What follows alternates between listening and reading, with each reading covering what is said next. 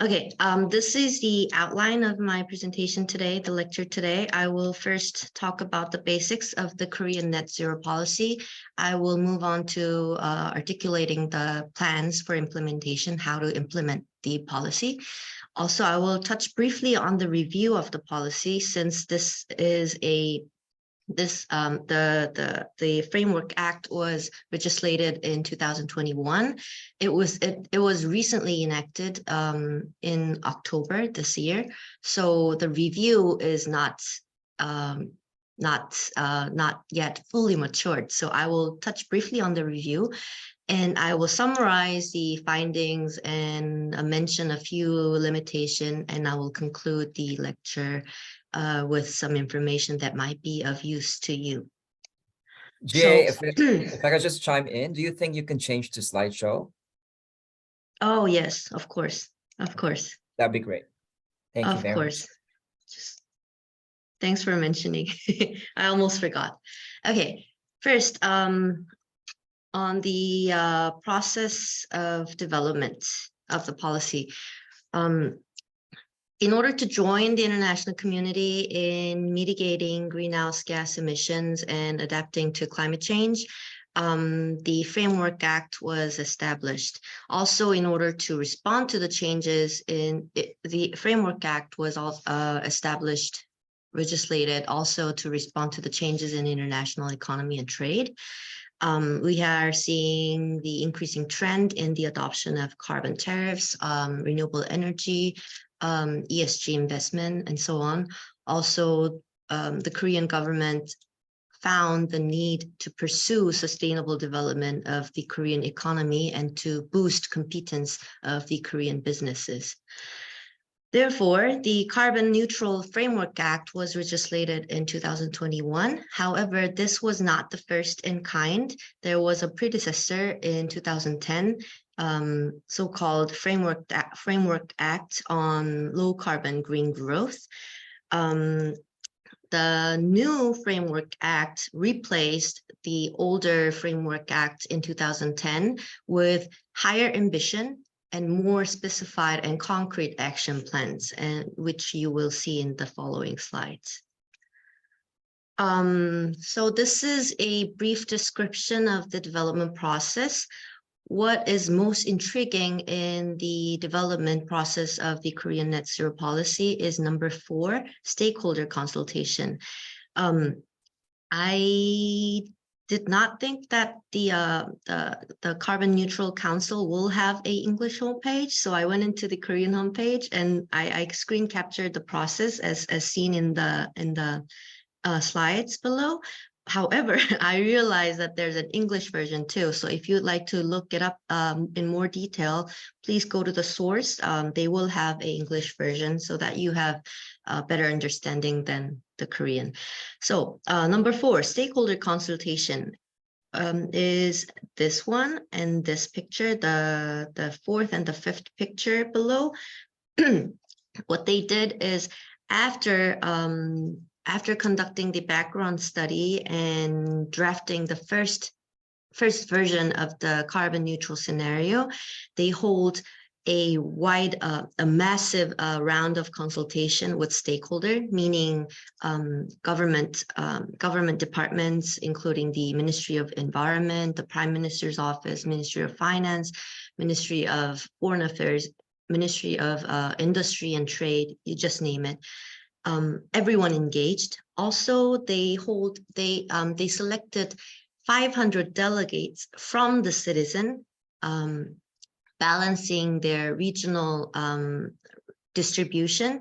They got together in a council. They discussed ideas regarding the first draft. They also delivered the opinions from their community to the council so that the information from virtually, hopefully all stakeholders involved are counted in. So that would be, that I think is the highlight of the development process itself. Guiding principles are outlined in Article 3 of the Net Zero Policy of the Framework Act in 2021. Just to quickly go on, just to quickly mention equality, sustainable development, transition to carbon neutral society, of course. Number 3, all the policies must base on science and comprehensiveness. 4, climate justice. 5, polluter pays principle, which in other words, those who contribute to more greenhouse gas emission has to take more responsibility, which is actually in line with the UNFCCC negotiations. 6, the Framework Act will be in parallel with the national competitiveness and job creation of Korea. 7, democratic participation. Number 8, finally, the Framework Act has to be in line with the global efforts to mitigating the temperature increase. This link down here is a website provided by the London School of Economics Grantham Institute. They contain all the climate-related laws and regulations from all around the world. So if you would like to, it will be very useful if you are going to look into benchmarking other countries' carbon neutral or climate-related legislation. Might be useful to you. So please do see if it's useful to you. Moving on, implementation plans. The Framework Act mandates stakeholders' responsibilities to achieve the goal of carbon neutrality in Article 4 and 5. In Article 4, the responsibilities of national and local governments are mentioned. 1, they have to provide enabling environment, which means establishing and revising subsequent legal framework, fiscal investment, and many more. Also, they are mandated to periodically review the policy in order to monitor the progress. They are also mandated to protect the citizens from climate risks, climate justice, disclose information, and also actively participate in the global efforts. And this also goes to the local governments, not just national, meaning that there are the local governments or the local authorities in Korea are seeking for international cooperation in the topic of carbon neutrality, climate change. Article 5 outlines the responsibilities of the public organizations, businesses, and citizens. Public organizations are mandated to participate in the national policy and accompanying measures. The businesses are to promote environment-friendly business procedures and also participate in the national and regional policy. Finally, of course, the citizens are also required to promote environment-friendly lifestyles and also abide to the national and regional policy. I am unable to see the chatting window at the moment. So if there's anything that I must address immediately, please let me know, raise your hands, speak up, please. Moving on, structure of the Korea's net zero policy. It's a very complex, it's a lot of information. So I've put numbers in order for you to absorb quickly. So first, there has to be a vision. Then the national strategy is established, accompanied by national targets. So this is a whole set. And of course, the progress for the targets are reviewed annually. And I will talk about the review in the later part. So I'll move on quickly on the slides. So number 1, 2, and 3 is contained in the Framework Act, as I've shown you in the previous slides. The vision is, I forgot which article, but it's outlined in the very beginning of the Framework Act. So is the strategy and the targets. Now,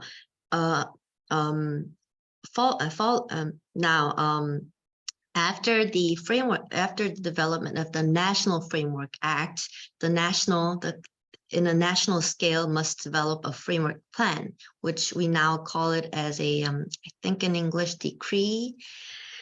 It is established. So we're discussing number 4, the National Framework Plan. It is established every 5 years to cover a total of 20 years, includes the vision and targets as mentioned in the National Framework Act. What is different from the Framework Act is the Framework Plan, or we call it Master Plan, Basic Plan, contains concrete actions. For instance, the transportation sector has to decrease their emission until certain year by certain percentage. It also includes the financial allocation, how the financial resources will be allocated to reducing emission in some sectors, or how much fund the government is projecting to what's the word, develop or gather, collect in order to respond to climate change. The National Framework Plan or National Basic Plan, National Master Plan, whatever you'd like to call it, also goes under review on an annual basis. And after the development of the National Master Plan, the regional and local governments also go on to developing their master plan. It is in the same form as in the National Framework Plan, National Plan. It's sort of a cascade from the top to the national government and local, regional and local, which the next slide shows a more simplified version of the structure. So as I mentioned, the vision, strategy, and target is stated in the Framework Act, which is the legal basis. And then with the legal basis, the national plan is developed. Now, under these plans, regional governments, that is provincial, which is do in Korean, or metropolitan city, like big cities like Seoul, Busan, Daegu, etc. They develop their regional plan based on their regional ordinance framework. I will speak a little more in detail about those in the later. So just looking at the whole picture, I've actually try to find a metaphor for the cascading flow. I first thought of a pyramid where there's the national set of plans, national set of policy, followed by the regional plans and then the local plans. But then I didn't think it quite fit, so I try to flip it upside down so that you understand better. Think of it as a tree with the vision, the national framework, national vision, National Framework Act as the trunk of the tree, and the regional legal base and master plan serving as major branches. But then you have the local plans and policies like little branches. I'm not sure if that helped you understand better. Okay, so to summarize in another way, as I mentioned, there is one Framework Act, which serves as the legal institutional base, as you can see on the left side of the slide. It contains the strategy and the targets, also the review. And this is provided in the National, Regional, and Local Framework Act, or Framework Ordinance. That, again, that's the legal basis. And then you have the action plans in accordance to the legal base, which we can call as the implementation plan. And it can go in general for certain region and cities, counties, and or by sectors such as forestry, transportation, renewable energy, and so on. This is also accompanied by reviews. So Now we are moving on the master plan, which is the implementation plan. We're pretty much done with the Framework Act, which is the legal basis. So now we're focusing on the action plan.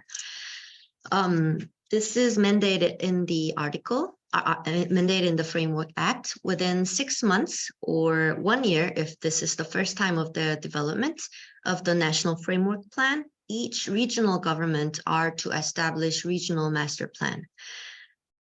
Within 6 months or again 1 year of the regional master plan, each local government has to establish local master plan.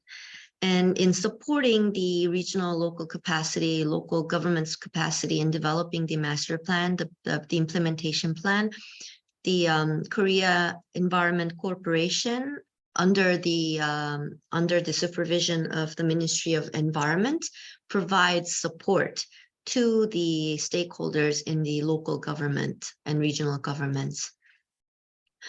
As of November 2022, some regional and local government established master plans and the accompanying institutional framework, such as Gangwon-do, Gyeonggi-do, and Chuncheon-si, and many, many more. Others are in progress. They are in the early stage of vision setting, which is the first step in developing the framework. Some established centers for excellence and to support developing the master plan. Some are seeking expert support in developing the plans. As far as I checked, according to my latest information, over 100 regional and local framework ordinance was enacted, serving as the blueprint for regional local carbon neutral policy. I'd like to show you another useful information that might be of your interest.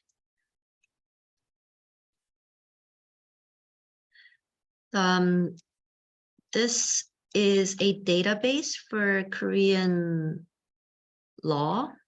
It reads Korean Law Information Center. If you type in, for instance, carbon neutral, then you will come up with policies regarding carbon neutrality. So this is the law that I've been discussing for 20 minutes already.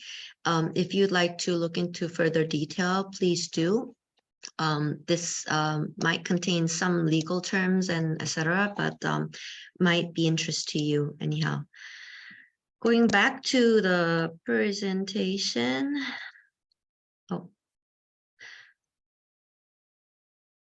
I will discuss, I have two examples of the legal action plans and framework for two provincial level, which I've used the term as regional.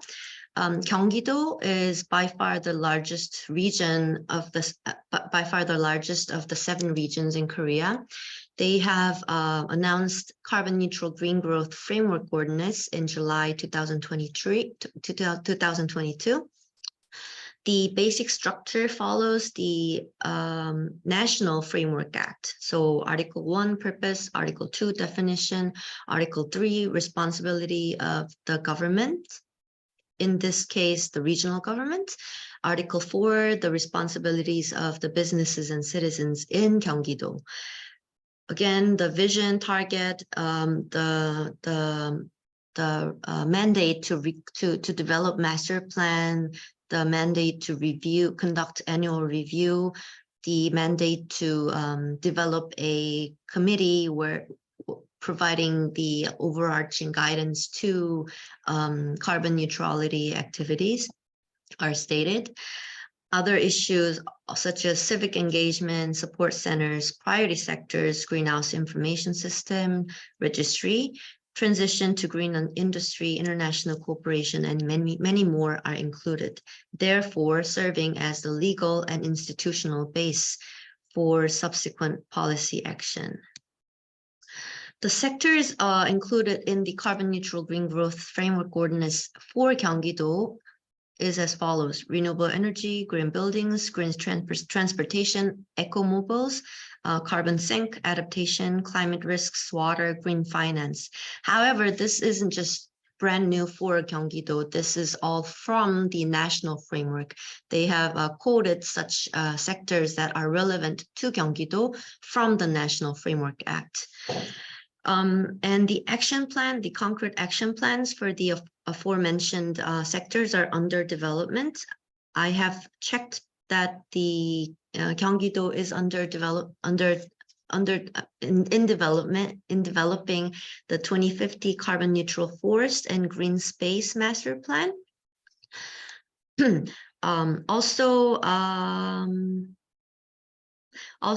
they are the first regional or actually public entity to develop a carbon climate action fund. The Carbon Neutral Action Fund was established in July 2022.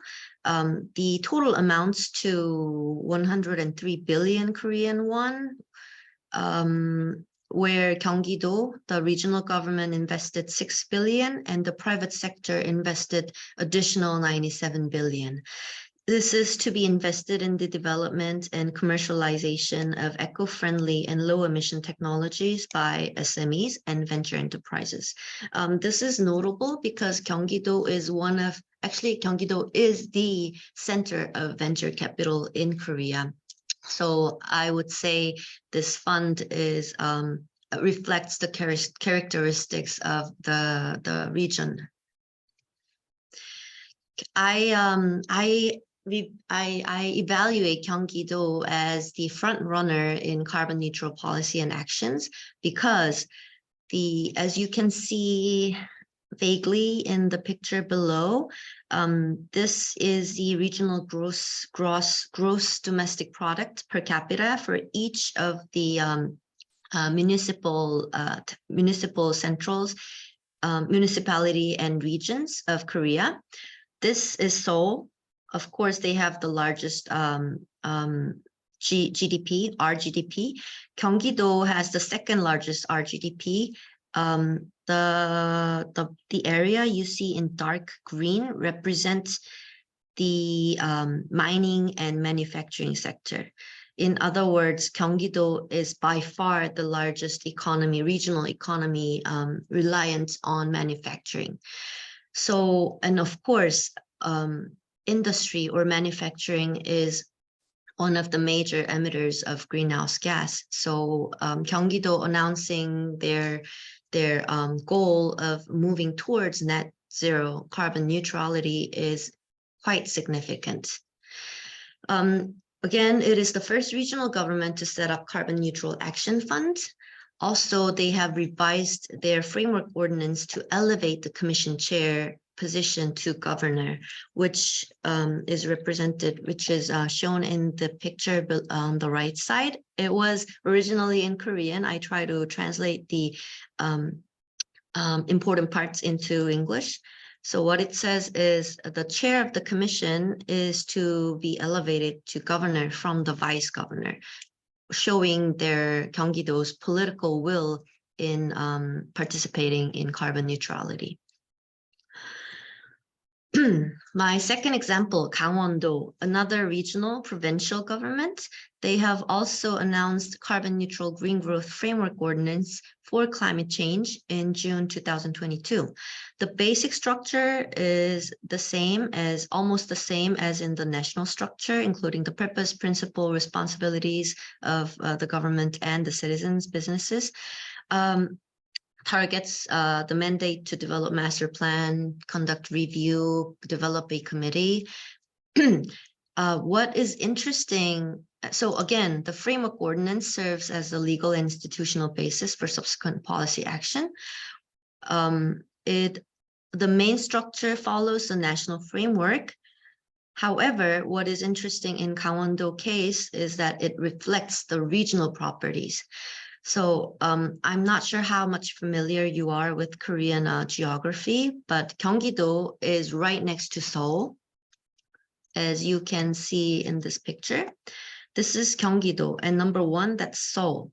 So Gyeonggi-do is more like a satellite region of Seoul. Sometimes the adjacent areas are almost considered Seoul. So Gyeonggi-do is a highly industrial, very very heavily dependent on manufacturing. However, there's a mountain crossing the center of Korea. Gangwon-do is highly agriculture. Their industry is almost they're very popular for beef, for instance, fishery, livestock, agriculture. So which is reflected in their framework ordinance. Whereas Gyeonggi-do included transition of industry as one of their action plan. Gangwon-do includes forestry, fishing industry, and agriculture. Transition of these sectors. So it's the national framework that sets the structure and contents of the regional framework.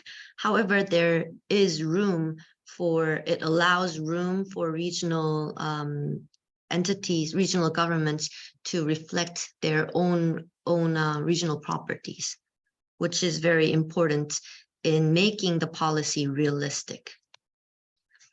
So Gangwon-do has 5 cities and 4 counties already with developed framework ordinance in place as of November. Several cities and counties have developed master plan, and they are pursuing carbon neutral action already, reflecting on the regional and local properties.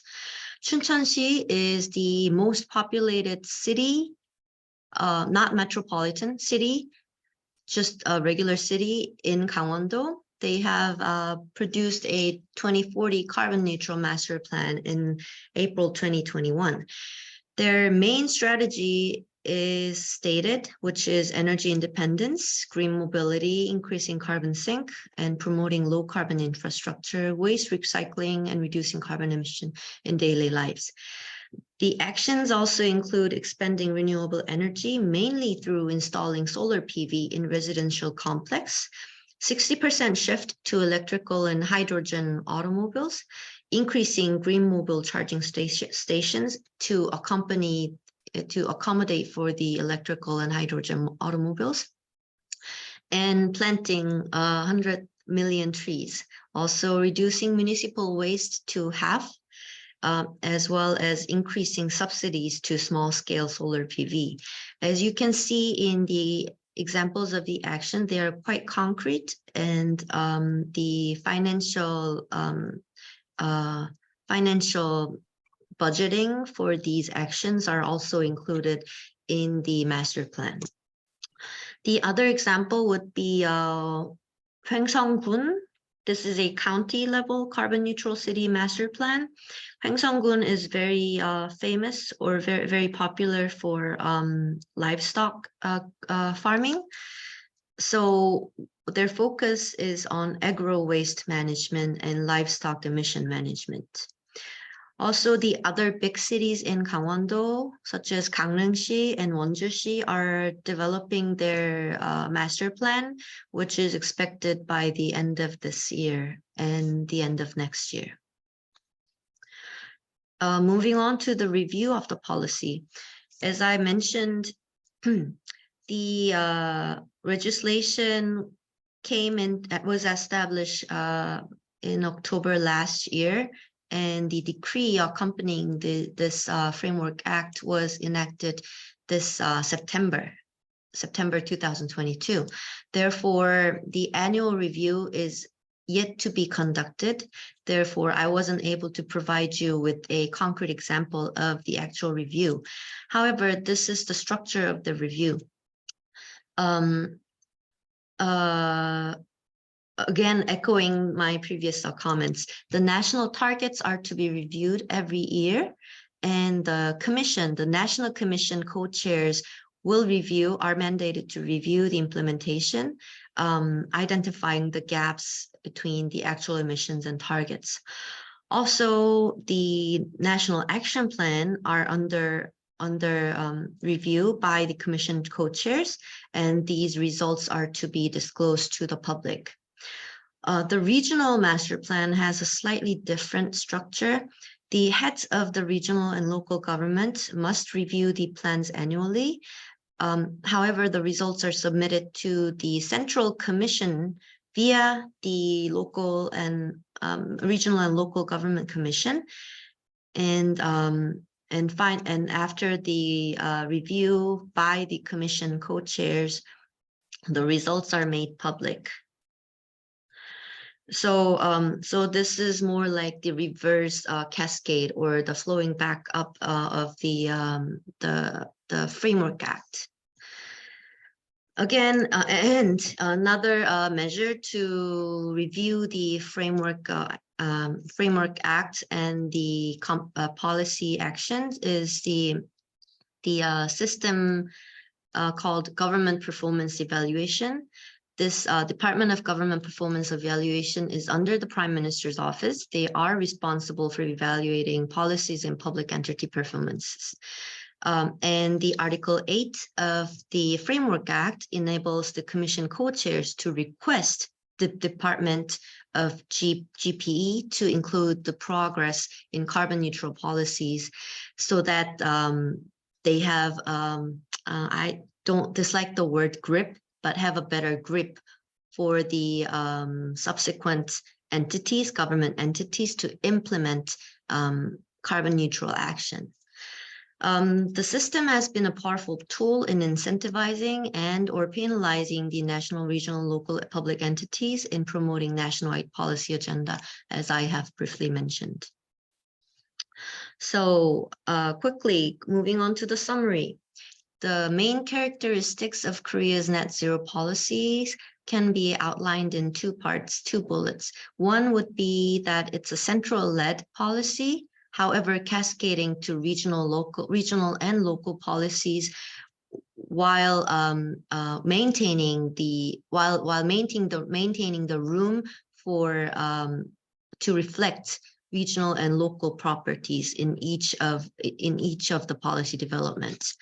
The advantage of having the central-led policy is that that we have coherence, and also we can provide clear responsibilities for stakeholders. Also, the national level policies include measures to support net zero, such as the establishment of technical support centers, net zero champion cities, and so on, so that these can be fed as ideas for regional and local governments to utilize. Secondly, it enables the regional and local policy and action plans to reflect their own features and capability. As seen in the Gyeonggi-do example, because it is highly dependent on the manufacturing and venture capital industry, they include the Gyeonggi-do action plans include transition of industries with carbon neutral action plans by sectors. However, Gangwon-do is smaller in scale if you compare it to Gyeonggi-do in terms of productivity. Therefore, they focus on mitigating greenhouse gas from the agriculture and livestock industry, which I can say is a nature-based solutions, and they develop action plans by cities and counties. I had an opportunity to run into an expertise at the AIIB recently, and I found a very interesting slide from his presentation that I'd like to share with you today. There's a recent report by the AIIB highlighting the need for state capacity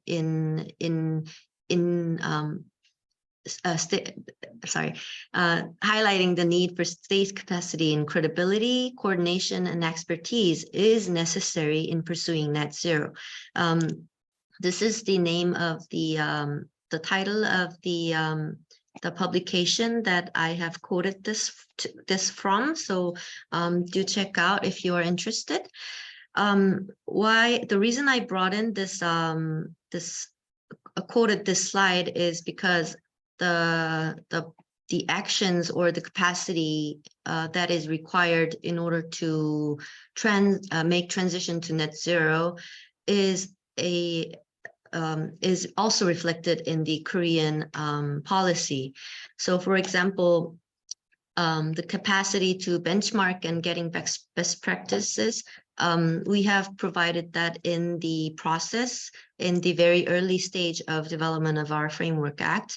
The technical working group had conducted a massive thorough research on the benchmarking points and best practices, so that we to gather information or lessons learned to develop the Korean plan. I've highlighted the bold parts that are reflected in the Korean case. So, and I'll be happy to discuss further if you are interested through emails. Also, I thought this might be an interesting information for you. There are programs and projects to support state capacity building for developing countries by Korea and many others. The first bullet, KSP, EIPP, KOICA Deep programs, they are the knowledge transfer programs provided by the Korean government. The second bullet point, the Ministry of Environment, Ministry of Trade, Industry, and Energy, they also provide technical assistance. And there are also scholarship programs where they train experts in for their capacity. Also, there is the Korea Green Growth Trust Fund provided through the World Bank, where they focus on green growth, including, of course, climate change. The ADB has a technical assistance special fund, which amounts to 15 million US dollars. So do check out if you are interested. Finally, this is just for your information because, as you know, there has been a transition in government in Korea. And as a consequence, there has been slight changes in Korean carbon neutral policy released just this October. So do check out if you are interested, and I would be happy to discuss further if you have questions or inquiries.